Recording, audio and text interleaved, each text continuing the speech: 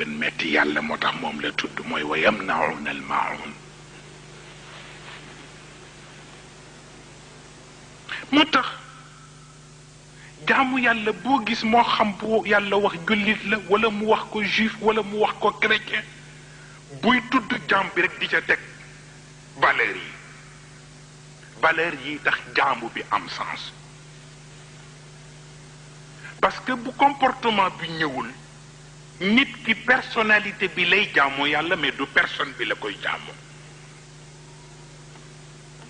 moo tax bu yàlla gisul yooyu moo tax gis nga yéen a ngi doon dox fii léegi yor ay sachet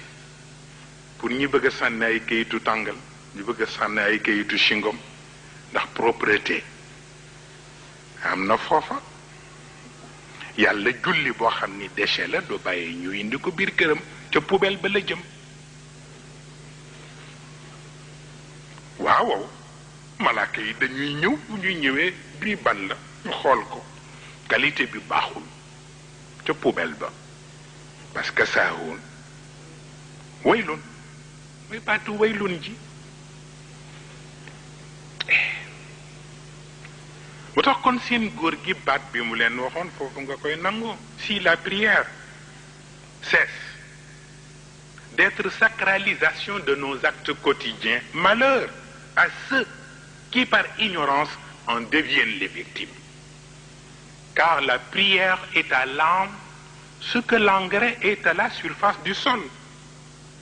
Ou il l'améliore ou il l'écrase. C'est une question de dosage. waaw mu ni julli ni engrais di def gàncax ci suuf mën a yokk gàncax gi fexe ba doom yi gën a am solo mu ni julli loolu lay jariñ ruux pour moom itam li muy def duuf xamuloo ni li ñu naan un grand homme agit toujours avec grandeur mais un grand homme c'est tout le monde il ne s'agit pas ñu naan kii doomu sëriñ bi la wala kii doomu waliyu la déedéet bu ci sa jom yeggee rek un grand homme agit toujours avec grandeur boo amee jom même bu kenn xamul kuy sa baay wala kuy sa yaay nga am jom am koo xam ni baayam ñëpp dañ ko yaakaar te amul jom it nga romb ko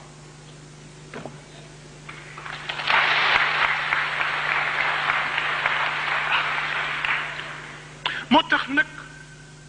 engrais bi noonu muy def plante yi ba mu am beneen rendement bu ëpp doole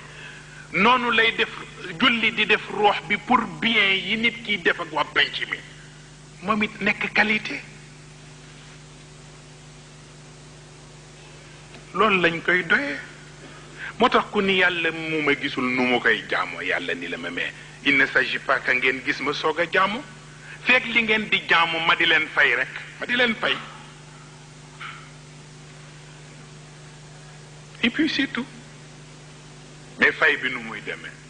yàlla fay bi defu ko chèque bu mu lay bindal nii nga naan da ngay dem banque mais ku julli mu jaar yoon rek boo génnee gis ko ku woor mu jaar yoon boo génnee gis ko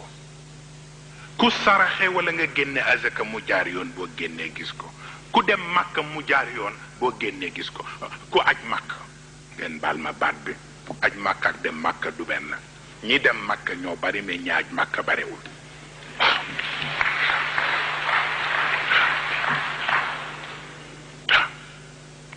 mais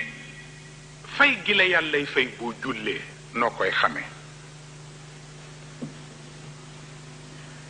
yaa ngi koy xame ci boo demee ba liñ la ni aayul sax nga di ko wattu